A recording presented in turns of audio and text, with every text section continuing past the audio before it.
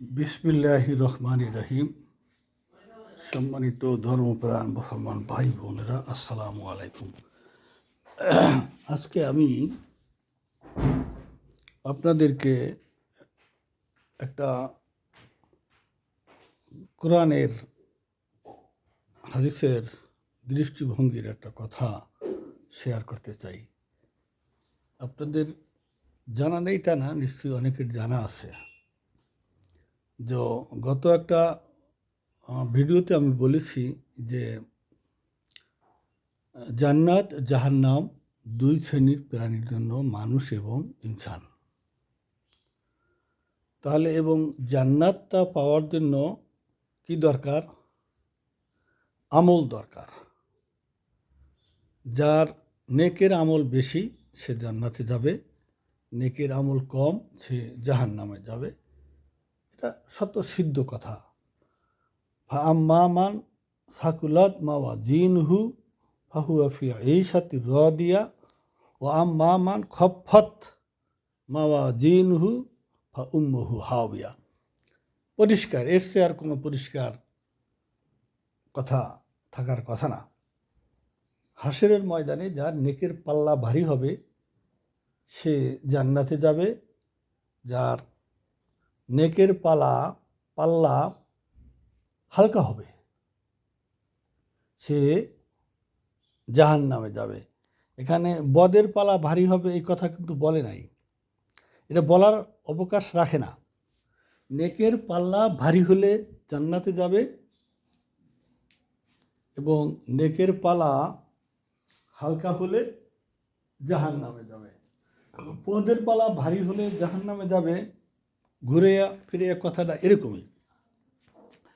এখন প্রশ্ন হলো যে সকল লোকেরা নেকের কাজও করে আবার বদের কাজও করে, এটাই স্বাভাবিক। একেবারে একচাটিয়া নেকের কাজ করে এরকম পীর সাহেব তো বোধহয় বর্তমানে নেই, এরকম কোনো অলি কুতুব নেই। চলার পথে কিছু বদামূল হয়েই যায়। আবার শুধু গুনাই করে এমন লোকও কম আছে। অনেক গুনাহগারও তো দেয়াকক নামাজ পড়ে, কিছু দান খয়রাত করে, ভালো কাজ করে, মানুষের উপকার করে না তা না। এখন কথা হলো যে আল্লাহ পাক তো বলছে মান জাবিল হাসানাতে ফালাহু আশরু আমসালেহা মান জাবিস সাইয়াতে ফালা ইউজা ইল্লা মিসলাহা। এটাও মনে রাখতে হবে যে একটা নেক আমল করলে আল্লাহ পাক তার 10 গুণ সওয়াব দেয়, এবং একটা বদ আমল করলে কিন্তু 10 গুণ পাপ হয় না, 1 গুণ পাপ হয়। সেই হিসাব করলে কিন্তু যারা যদি কারোর নেক আমলের পাশাপাশি বদ আমল হয়ে যায় সে 9 গুণ কিন্তু এগিয়ে আছে। এখন কথা হলো আমরা প্রশ্ন তুলি যে আমাদের অনেকেই, বিশেষ করে আমি শ্রেণী বিভাজন করব না, আমাদের দেশে এক শ্রেণীর আলেমরা নেক আমল করতে গেলেই বাধা দেয়, এইটা হবে না, এইটাই সওয়াব হবে না, এইটাই বরবাদ হয়ে যাবে, এইটাই এইভাবে আমল হবে না, এতে হবে না ইবাদত। এরকম কথা বলি, তাই না? এরকম কথা বলি, বলা যে একেবারে খারাপ তা না, কিন্তু আমরা যখন পাপ করি তখন তো কেউ বলে না যে এইভাবে পাপ করলে হবে না, সহি নিয়েই হইতে হবে পাপের। পাপ করতে হলে শরীর নাপাক থাকতে হবে, ইবাদত করতে হলে শরীর পাক থাকতে হবে, পাপ করলে শরীর নাপাক থাকতে হবে, নেক নিয়েই এই বদ নিয়েই থাকতে হবে। এইভাবে তো আমরা পাপ করে যাচ্ছি। পাপের ব্যাপারে তার কেউ বলে না, পাপ করলাম অমনি পাপ হয়ে গেল।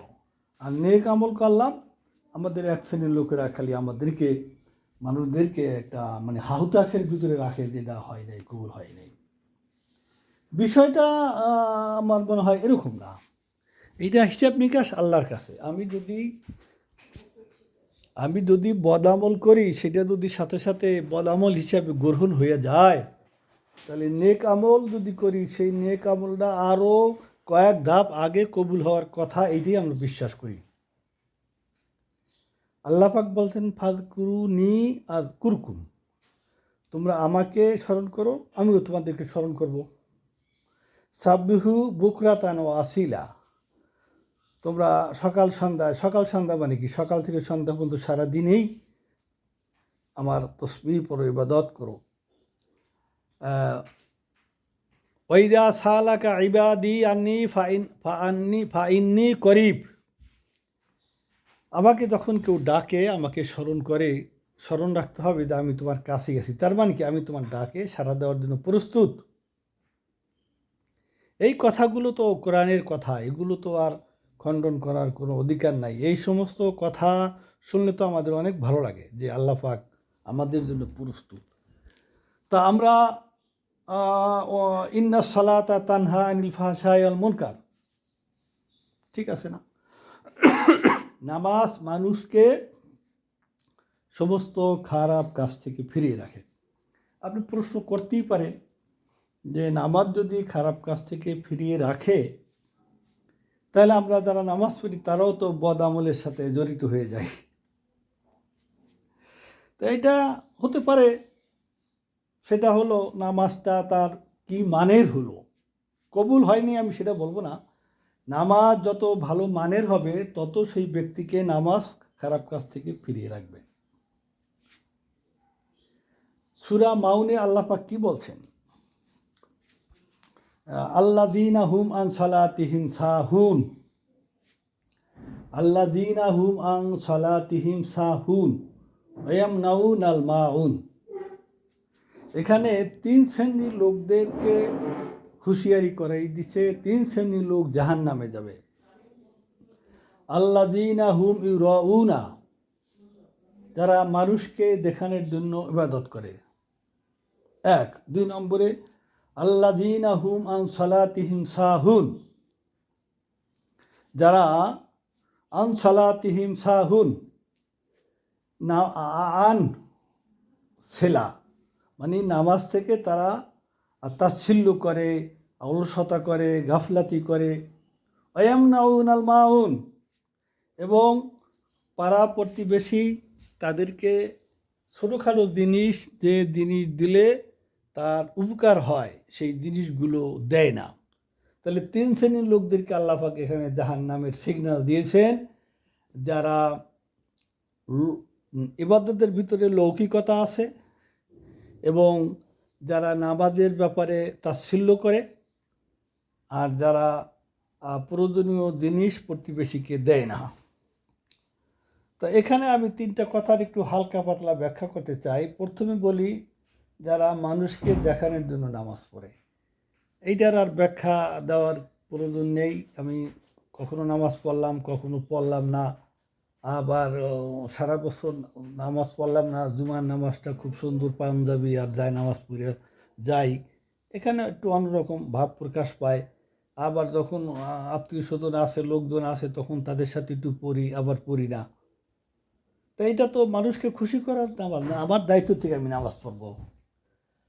আল্লাযীনা হুম আন সালাতিহিম সাহুন, নামাজ থেকে নামাজে যারা তাচ্ছিল্য করে, এটা 2টা অর্থ হতে পারে। একটা অর্থ হতে পারে নামাজ পড়া অবস্থায় ভক্তি শ্রদ্ধা সহকারে নামাজ পড়ে না। খুশু এবং খুজু 2টা শব্দ আছে। আজিজি ইনকিসারি লা সালাতা ইল্লা বিহুজুরিল কলব, এটা হাদিস। এই যে হুজুরি কলব দিয়ে নামাজ পড়ে না, অমনোযোগী, এদিক তাকায় ওদিক তাকায়, মনের ভিতরে নানান রকমের ওয়াসওয়াসা আসে। আল্লাযীনা হুম আন সালাতিহিম সাহুন, এটাও হতে পারে। আর একটা ব্যাখ্যা হতে পারে নামাজ পড়তেই চায় না, নামাজের ব্যাপারে তাদের গরিবসী, কখনো পড়ে কখনো পড়ে না, নানান অজুহাত দিয়ে নামাজ পড়ে না। এই 2টা ব্যাখ্যাই হতে পারে। আল্লাযীনা হুম আন সালাতিহিম সাহুন, এটা 2টা ব্যাখ্যাই হতে পারে। তবে আন সেলা কারণে ওই দ্বিতীয় ব্যাখ্যাটাই বেশি প্রযোজ্য, যে তারা নামাজ থেকেই বিরত থাকার চেষ্টা করে, কখনো পড়ে কখনো পড়ে না, অত্যন্ত গুরুত্বর সাথে পড়ে না। গুরুত্ব দিলে তো সে পড়তো। নামাজ অবস্থায় রুকু সেজদা ঠিক মতন করে না, সেটাও হতে পারে। আয়ামনাউনাল মাউন, এবং পাড়া প্রতিবেশীকে ছোটোখাটো একটা জিনিস এটা দেয় না। এটা না দেওয়ার একটা প্রবণতা আছে, সেটা হলো আপনি আপনার ব্যবহারের একটা জিনিস দিলেন। আমি আমার নিজের কথাই যদি বলি, আমার বুকশেপ থেকে যারা বই নিয়েছে সেই বই ফেরত দিয়েছে এমন লোক আমি খুব কম পেয়েছি। আমি যে বই চাইনি তা না, বই চেয়েছি, সকালে দেবো বিকালে দেবো, অমুকে পড়তে নিছে, কোথায় যেন রাখছি, তো এরকম হলে তো তাকে দেওয়া যায় না। আপনি একেবারে ছোটোখাটো একটা জিনিস, একটা ধরে নেন যে একটা আয়রন একজনকে দিলেন, সেটাকে লাড়াচাড়া করে থার্মোমিটার দিলেন, সে যথাযথভাবে ফেরত দেয় না, নষ্ট করে ফেলে, তেমন লোককে তো দেওয়া যাবে না। বলতে হবে যে আপনার প্রয়োজনীয় জিনিস, গ্রাম দেশে খন্তা কোদাল কুড়াল দা এগুলো মানুষ নেয়, নিয়ে হয়তো ভেঙে ফেলে, হারিয়ে ফেলে, এই কারণে এটা না দেওয়ার একটা প্রবণতা আছে।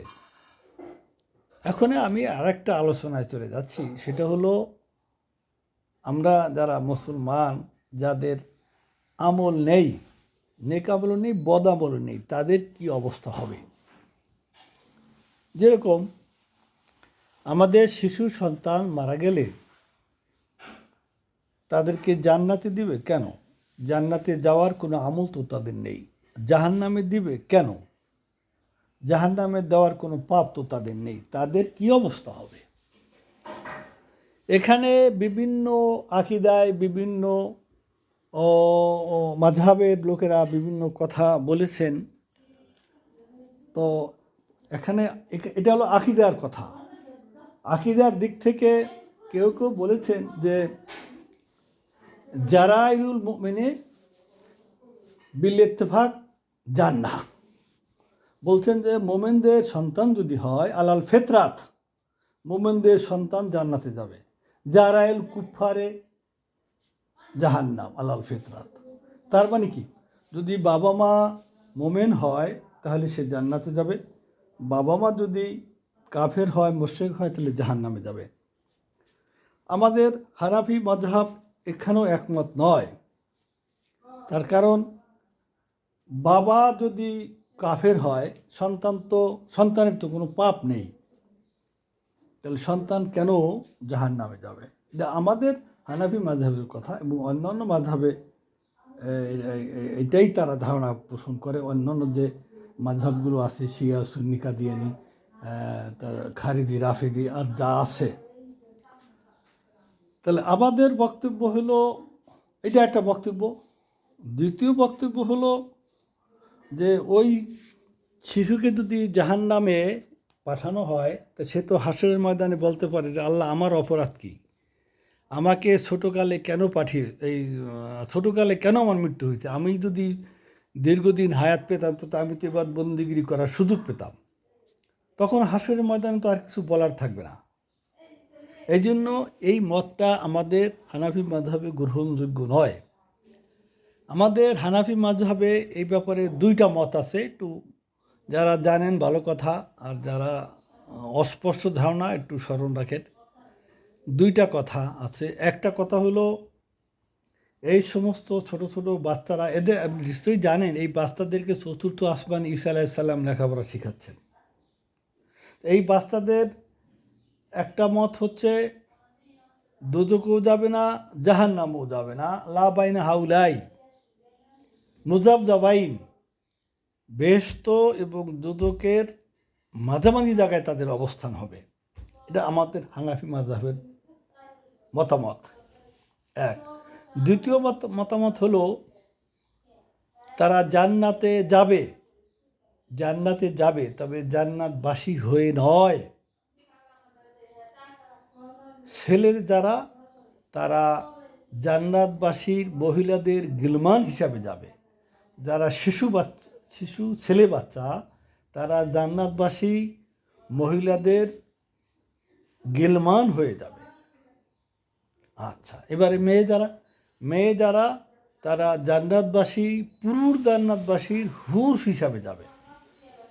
আশা করি আমি কথাটা বোঝাতে পেরেছি। পরবর্তী ভিডিওতে অন্য একটি বিষয় নিয়ে কথা বলবো। সে পর্যন্ত সকলে ভালো থাকেন। আসসালামু আলাইকুম ওয়া রাহমাতুল্লাহ।